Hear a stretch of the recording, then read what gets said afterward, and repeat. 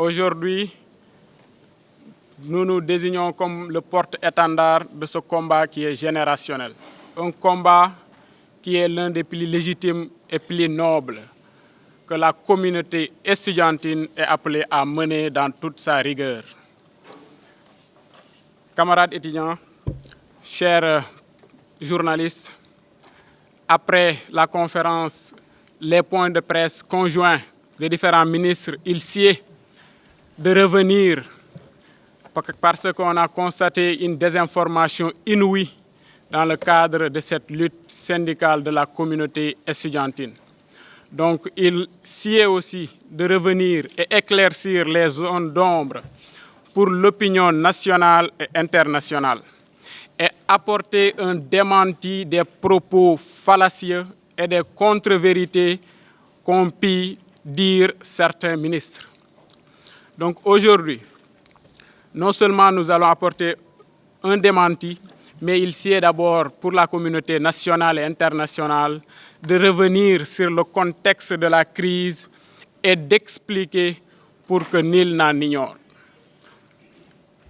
Concernant cette crise, vous n'êtes pas sans savoir qu'au mois de novembre, les différentes universités du Sénégal ont eu à entrer en crise parce que les étudiants de Master 2 et concernant les cas des étudiants de Master 1 ont été privés de leur rappel et on avait décidé pour les M2 de suspendre leur bourse. On a mené une des luttes les plus nobles et on a eu gain de cause sur cette lutte. Et vous allez prochainement voir cela dans les états de paiement du mois de février qui seront effectifs et les étudiants qui sont jusque-là pas encore payés seront payés parce que le problème est déjà diligenté. Mais après cette crise, force est de constater que ce gouvernement, ils n'ont pas appris de leurs erreurs. Car après avoir diligenté un problème, ils en ont créé d'autres. Ils ont décidé sciemment d'appliquer un principe de non-rétroactivité qui est une définition systématique qui veut dire la suppression des rappels des étudiants. Donc aujourd'hui, tout étudiant qui devait recevoir un rappel pour tous les niveaux concernés sera privé de son rappel. Les étudiants qui sont en L3, qui bientôt seront en Master 2, Master 1, ne seront pas payés pour les mois dont ils devaient bénéficier d'un rappel. Et face à cette problématique, nous, représentants d'étudiants, ayant eu écho de cette application, de cette suppression des rappels, et non seulement de la suppression de la bourse entière pour les étudiants qui sont en licence 2, mais qui ont eu un passage conditionnel, qui devaient normalement bénéficier d'une bourse entière, un droit, parce que c'est une coutume qui est toujours en vigueur. Mais ce gouvernement, à savoir la direction des bourses en connivence avec le MESRI, a décidé sciemment de commettre cette forfaiture, à savoir supprimer la bourse entière et de donner la demi-bourse. Ayant eu écho de toutes ces forfaitures, nous avons demandé à la direction des bourses d'apporter des réponses. Ils nous ont dit qu'il y aura un atelier à ce sujet. Et sur cela, ils avaient décidé de convoquer un atelier le 15 janvier. Ils étaient toujours dans le dilatoire. Les représentants des étudiants, ayant eu conscience de cela, ont mis la pression au directeur des bourses qui a eu à mettre la pression au ministre qui a, après diligenté, un atelier de 2 jours, les lundis 2 et mardi 3 février 2026 à Dakar, à l'hôtel Ndiambour, plus précisément, me précise mon camarade de Lucin. Donc, une fois, durant cet atelier, ils ont eu à projeter des réformes et des orientations. Ces réformes, mon camarade va les préciser. Il va revenir largement là-dessus. Mais l'objet de discussion n'était pas seulement ces réformes. Nous, en tant que représentants des étudiants, ayant constaté une forfaiture, on a posé des questions légitimes. On a demandé à l'autorité, pourquoi avez-vous décidé de supprimer les rappels des étudiants? On a demandé à l'autorité pourquoi avez-vous décidé de diminuer la bourse des étudiants de L2 qui ont eu un passage conditionnel. L'autorité est restée dans son mutisme. Elle a refusé de répondre aux questions qui ont été posées. Les étudiants, en toute responsabilité, ont su que le dialogue était déjà biaisé. Parce que des points qui devaient faire l'objet de discussion, l'objet de concertation, ont déjà été appliqués en amont. Une forfaiture qui est en contradiction avec toutes les réglementations en vigueur, à savoir le décret surtout qui régit la bourse, à savoir les allocations d'études. Ayant constaté cela, tous les représentants des étudiants ont eu à boycotter la rencontre. Je parle sous le contrôle de mes camarades qui sont là, qui ont été mandatés par la fédération. Aujourd'hui, nous sommes les porte-parole de tous les étudiants du Sénégal. Je tiens à le préciser. Ayant boudé cette rencontre, on a eu à écrire un communiqué d'alerte au nom de la fédération qui regroupe tous les représentants des étudiants du Sénégal. Cette alerte, l'autorité ne l'a pas entendue. On est passé à la vitesse supérieure en décrétant à l'échelle nationale 48 heures de JST renouvelable. Après ce décret, je rappelle c'est un moyen de lutte pacifique. Après ce décret, les différents directeurs de COUD et des CROUS ont eu instruction du ministre de fermer les restaurants universitaires en toute illégalité. Parce que, rappelons-le, le CROUS est une administration publique. Donc, ils ont violé un principe de la continuité du service public. Après cela, en concertation avec nos camarades de l'ICAD, nous voudrions aussi rappeler les différentes réformes et... Oui, c'est ça. Après cela, on a eu à constater différentes forfaitures. On a eu à descendre sur la nationale. Mais le 9 février, on avait décidé de surseoir à nos plans de lutte syndicale sur le terrain. On a eu à contacter nos camarades de l'ICAD. Et ils ont décidé en solidarité de surseoir à leur descente sur la nationale. Je tiens à le préciser. Ce jour où le camarade a été tué, il n'y avait pas d'action sur le terrain. Malgré cela, sur instruction des autorités internes de l'Université de Dakar et des autorités externes, ils ont décidé d'envahir le campus social en toute violation des règles qui régissent les franchises et libertés universitaires. On va revenir là-dessus aussi.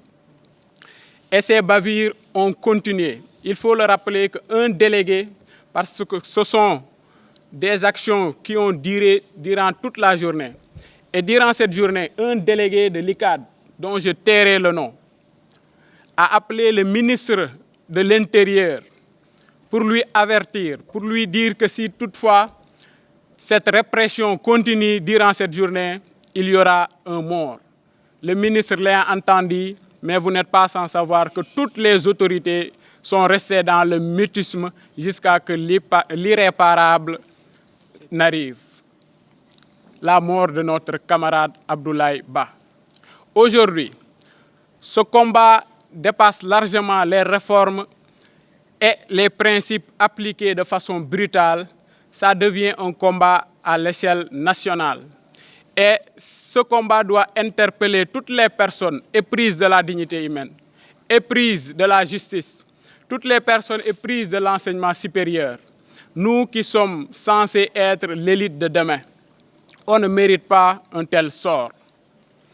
Et après cela, vous n'êtes pas sans savoir que les différents ministres, à savoir le ministre de l'Enseignement supérieur, de la Recherche et de l'Innovation, le ministre de l'Intérieur, le ministre des Forces armées et le ministre des Affaires étrangères ont eu à faire un point de presse conjoint, durant lequel beaucoup de contre-vérités ont été données.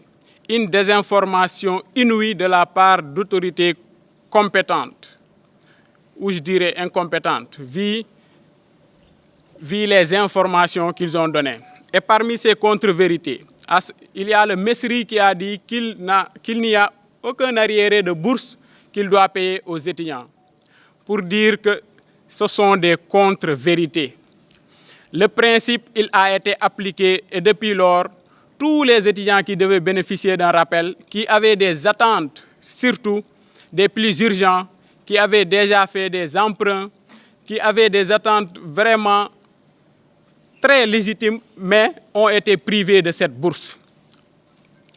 Et dire que l'État ne doit aucun arriéré de bourse est une contre-vérité dès lors que tous les étudiants de cette année qui devaient recevoir un rappel ont eu à recevoir qu'un mois de paiement plus le trousseau.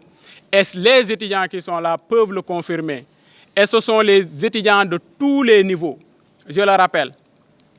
Et parmi ces contre-vérités aussi, il y a, le ministre a eu à dire que le campus social ne fait pas partie des franchises, ne fait pas partie des franchises et libertés universitaires. Donc cette loi-là ne doit pas s'appliquer dans les campus sociaux parce que ce campus est considéré comme un quartier de Dakar. Chose qui est illégale parce que c'est une interprétation biaisée de la loi elle-même, qui est une vieille loi, qui est antérieure à la création de beaucoup d'universités. Une interprétation qui ne prend pas en compte l'esprit, l'origine et la finalité de la loi en tant que telle.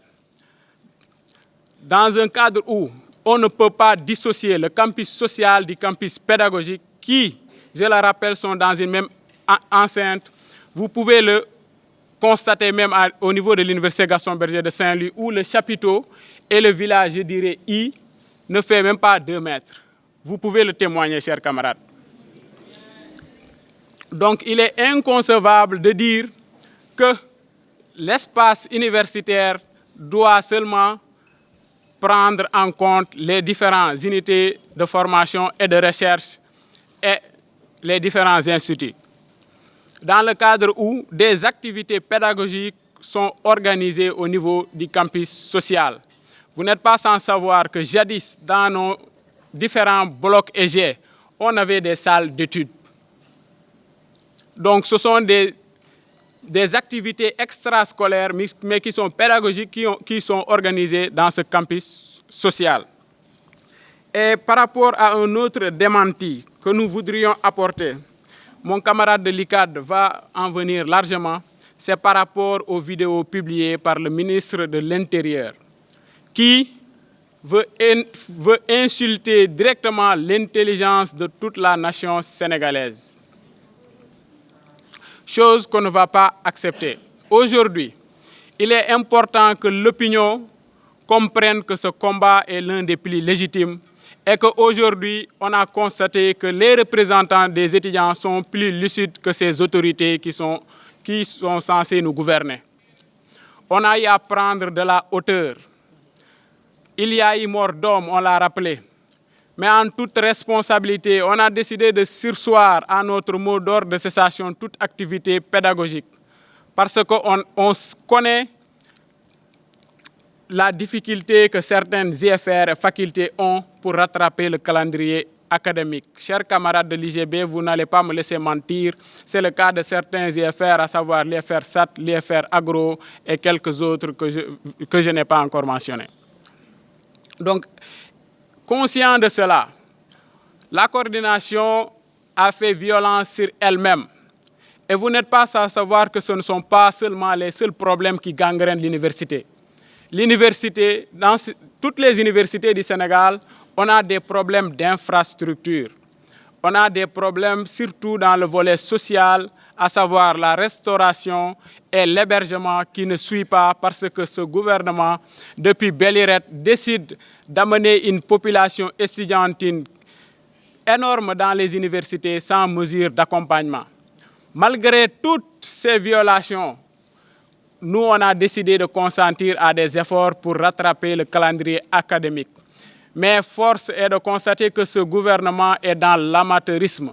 Car si toutefois on veut décider de faire des réformes dans le secteur de l'enseignement supérieur, il sied d'abord de rétablir le calendrier académique, de faire des réformes dans le plan administratif, à savoir, nous constatons que beaucoup des profs ont des postes soit politiques ou administratifs, on a des problèmes d'encadrement, on a des chevauchements, on a un problème de notes qui tardent à être délibérées et on a tendance à apprendre 3 à 4 mois, voire 5 mois sans s'inscrire.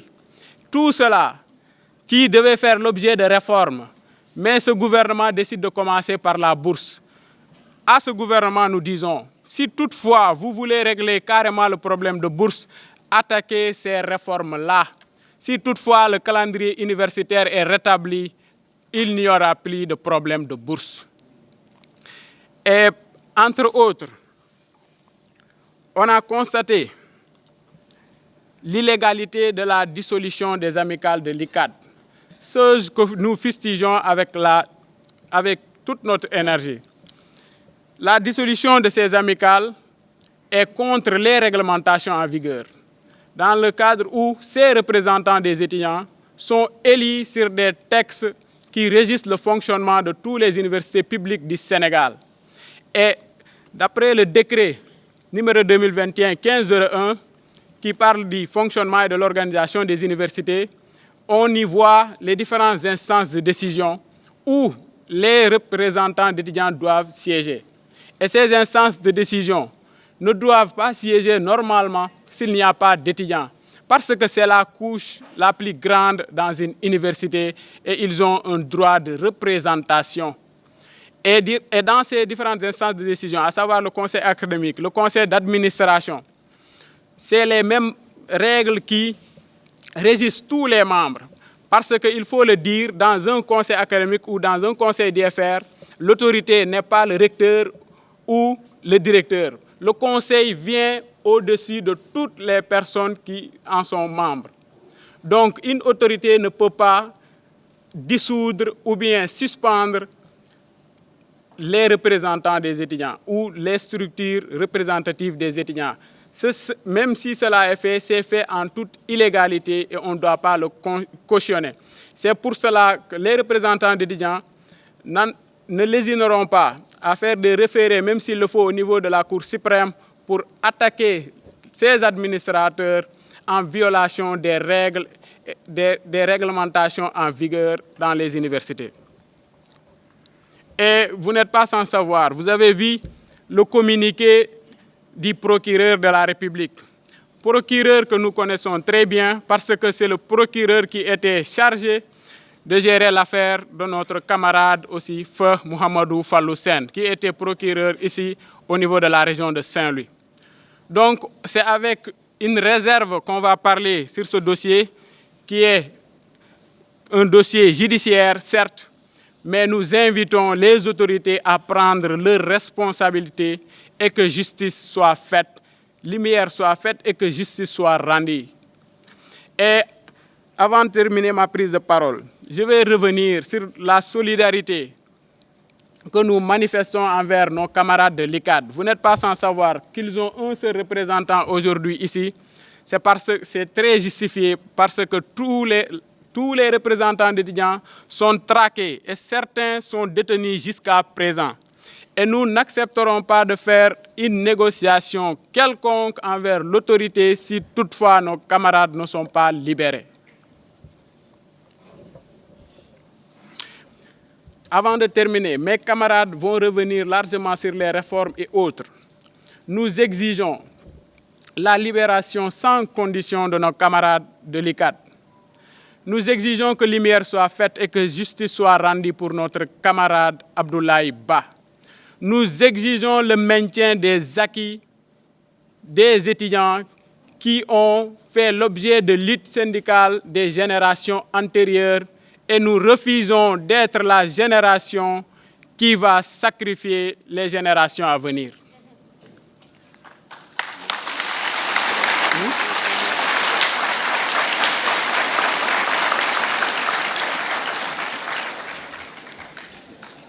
La fédération maintient son mot d'ordre et exige aussi le paiement intégral des rappels dits aux étudiants. Sur ce, nous n'hésiterons pas. Si toutefois on a été très lucide. On a pris de la hauteur jusque-là. On a prôné le dialogue. Mais si toutefois le dialogue ne marche pas, nous ne lésinerons pas à utiliser des moyens de lutte qui sont peu orthodoxes, je le dirais. Parce que la crise, c'est une bonne chose, chers camarades. Je ne cesserai de le dire, car c'est un appel au changement et on a besoin de changement aujourd'hui. Sur ce, la coordination des étudiants de Saint-Louis réitère son engagement et sa disponibilité pour la cause de l'étudiant.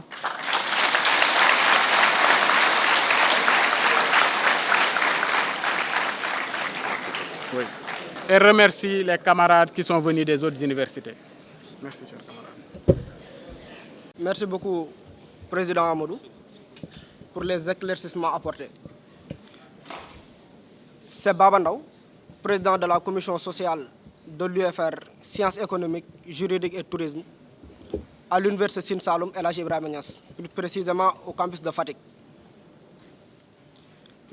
Notre camarade Amadou a bien contextualisé les faits. Sur ce, nous voudrons apporter quelques éclaircissements par rapport à la situation. Je tiens à rappeler que le 2 et le 3 février, le MESRI avait convié un atelier national de préparation d'une nouvelle politique de bourse d'études et de révision du décret 2014-963 du 12 août 2014. Dès le départ, nous avons senti que les règles du jeu ont déjà été établies. Cependant, deux questions ont été posées, à savoir si la direction des bourses a supprimé le paiement des rappels, si les rappels des étudiants de master seront payés. Je tiens à vous rappeler que, à l'université Sine Saloum, les étudiants de la promotion 5 n'ont pas reçu leur rappel. Il en est de même pour les étudiants de la promotion 6, ce qui n'est pas normal. Après qu'on a posé ces questions, l'ensemble des représentants du ministère ont resté 5 minutes sans répondre, en faisant passer des feuilles en bas comme des enfants. Par la suite, la fédération a quitté l'atelier, et sans exception. Notre premier communiqué, il y avait le logo de toutes les universités du Sénégal, y compris les apprenants, c'est-à-dire les ISEP.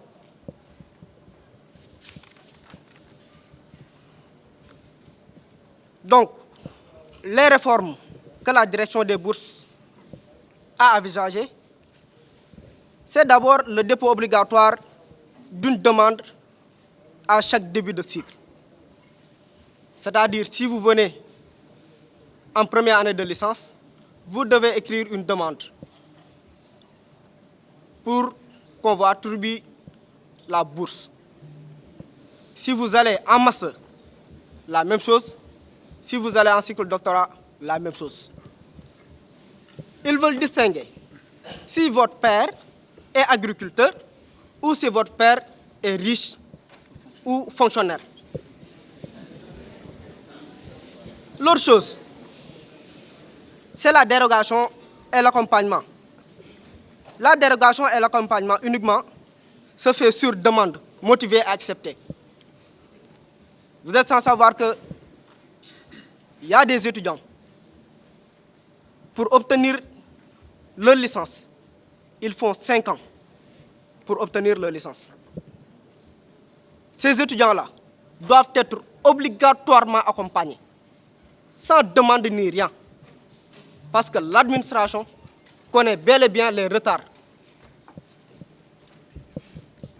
L'autre chose, c'est les limites d'âge. Imaginez un étudiant qui doit soutenir sa mémoire, qui reste 2 ans sans encadreur. et vous voulez limiter l'âge d'obtention des bourses. L'autre chose, c'est les conditions d'aide. C'est-à-dire, si on doit vous donner une subvention de mémoire, il faut que le projet soit validé d'abord par la direction des bourses pour qu'on vous attribue une subvention de mémoire.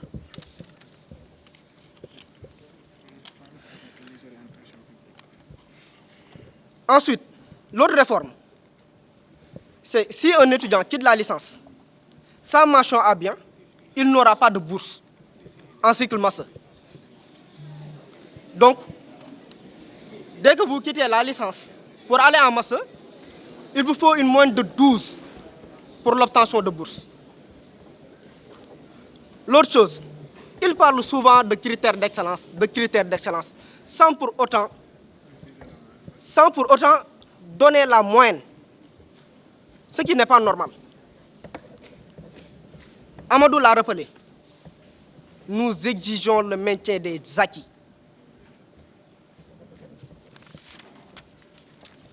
Pour juste terminer, j'interpelle les autorités qu'il y a des réformes d'abord à faire. Et si ces réformes ne sont pas faites, ils ne pourront jamais toucher les bourses des étudiants. Il faut qu'ils réforment d'abord le système LMD. Si le système LMD n'est pas réformé, il y aura toujours des problèmes de bourse. Si les chantiers universitaires ne sont pas livrés, il y aura toujours des problèmes de bourse. L'université Sine Saloum est la seule université qui, physiquement, ça n'existe pas. On n'a pas de campus pédagogique ni de campus social. On a des locaux provisoires. On fait des cours dans des restaurants du conseil départemental de Fatick. On fait des cours dans les CRFP. S'il y a les enseignants, s'il y a les élèves maîtres qui doivent faire cours, les étudiants ne feront pas cours. On fait cours dans des bâtiments qui, si on reste d'ici un an, ces bâtiments vont s'effondrer. Des bâtiments qui ont des fissures. Nous interpellons le président de la République pour régulariser l'année académique, pour réformer le décret, la loi 94/79. Nous interpellons le président de la République. Nous interpellons le président de la République. Encore une fois, nous interpellons le président de la République de sortir de son mutisme. Nous sommes prêts à dialoguer. Merci beaucoup.